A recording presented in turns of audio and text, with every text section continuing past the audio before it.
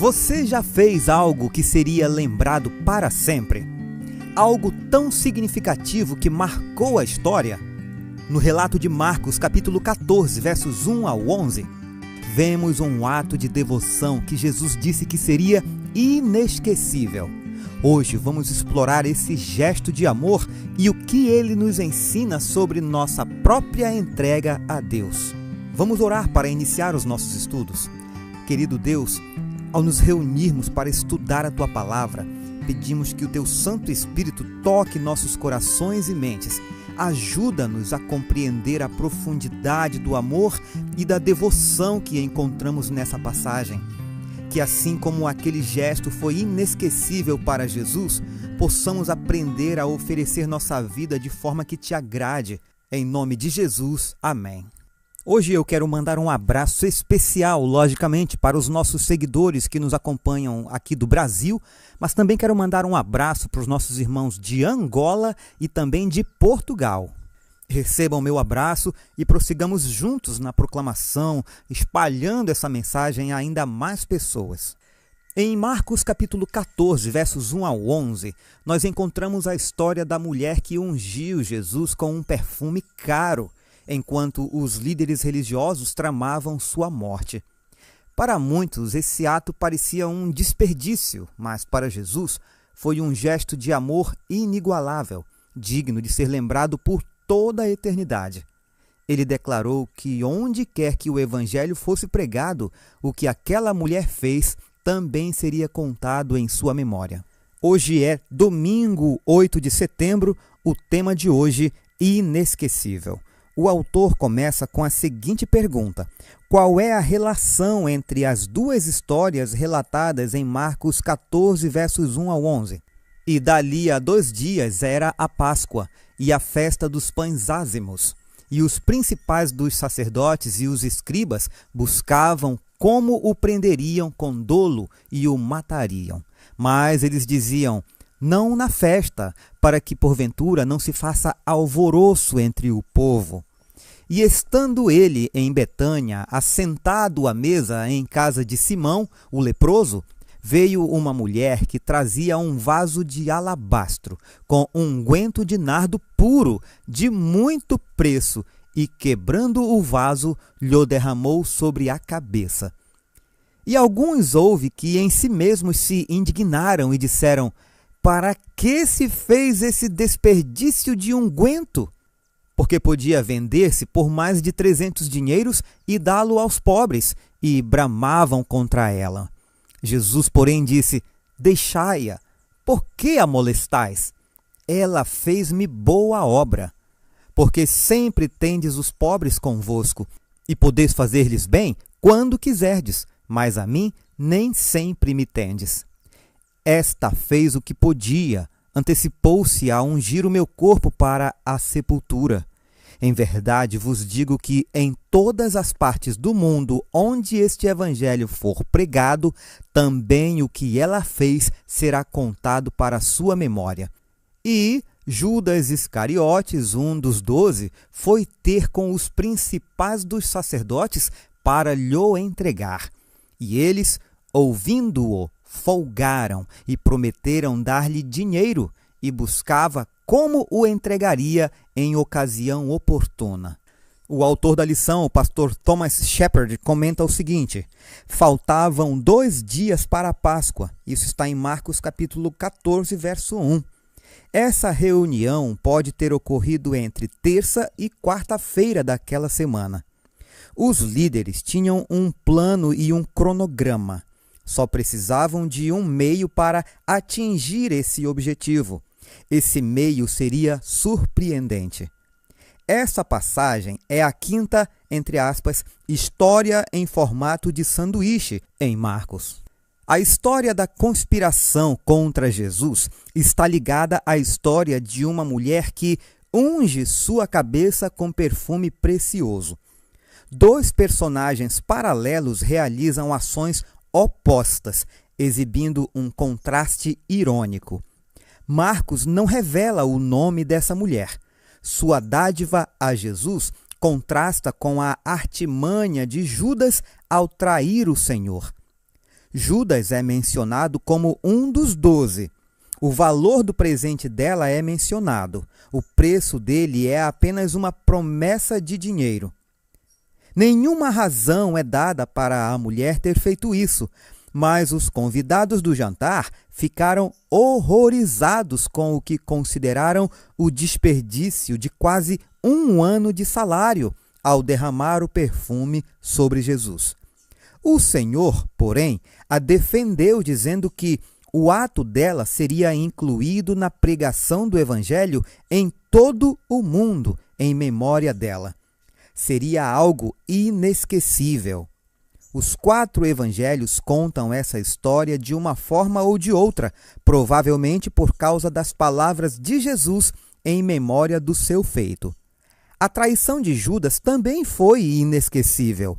Marcos dá a entender que a motivação dele foi a ganância. O Evangelho de João deixa isso explícito. Confira em João, capítulo 12, versos 4 a 6. Marcos faz um trocadilho com a palavra bom para ilustrar que 2 motivações ou tramas diferentes estavam em jogo nessas histórias. Em Marcos 14, verso 6, Jesus chamou a ação da mulher de boa, kalon em grego, que também pode ser traduzida como bela. Depois, ele disse que sempre poderemos fazer o bem para os pobres, segundo Marcos 14, verso 7, e chamou a ação da mulher de parte do Evangelho, que significa boas novas, como está em Marcos 14, verso 9.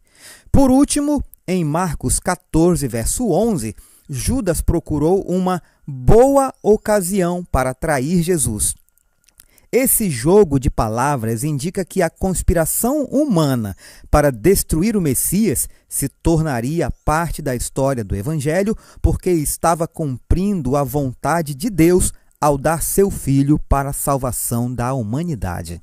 A lição termina com a seguinte pergunta: como Romanos capítulo 8, verso 28, ajuda a explicar esses acontecimentos? Vamos ler a passagem. E sabemos que todas as coisas contribuem juntamente para o bem daqueles que amam a Deus, daqueles que são chamados segundo o seu propósito. Vamos agora aos comentários de Ellen White. Maria ouvira Jesus falar de sua morte próxima e, em seu profundo amor e tristeza, desejara honrá-lo.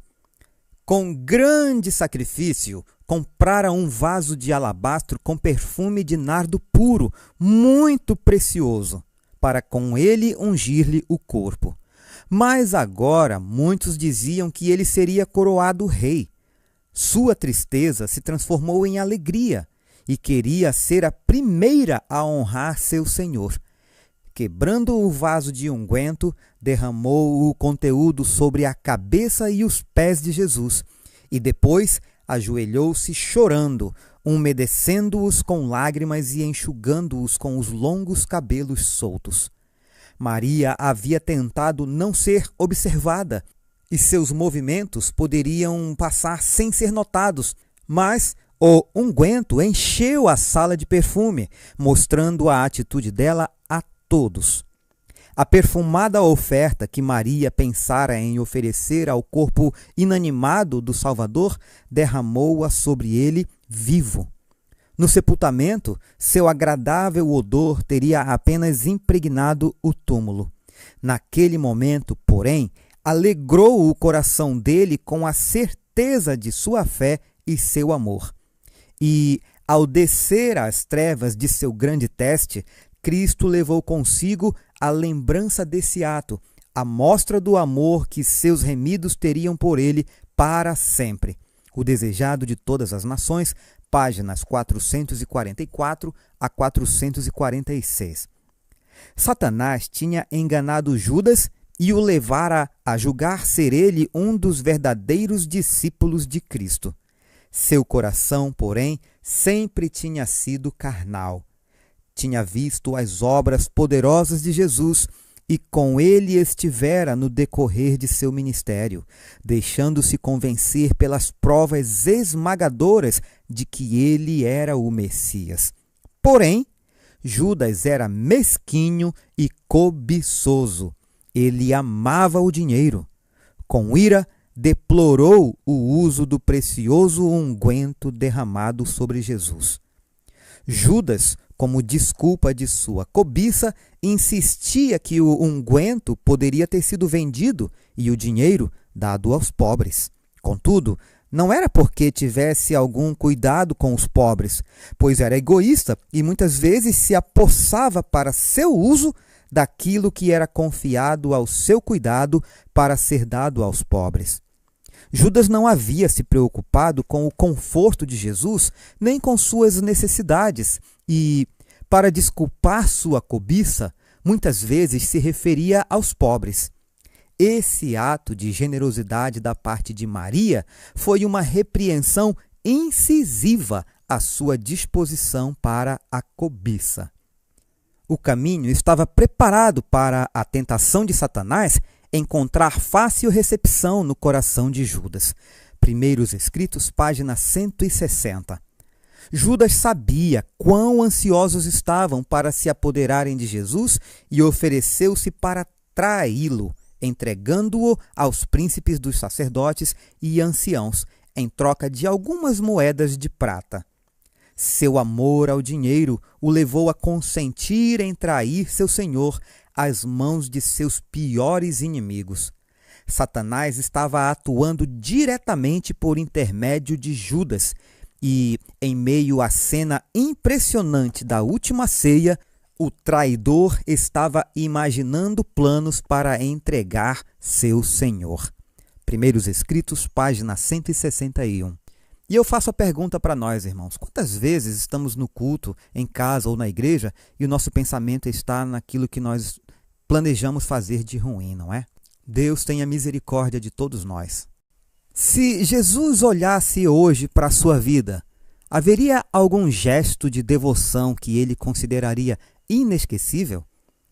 O que você está disposto a sacrificar por amor a Jesus? Se você gostou desse vídeo, então curta, comente, compartilhe, se inscreva no canal e ative o sininho das notificações.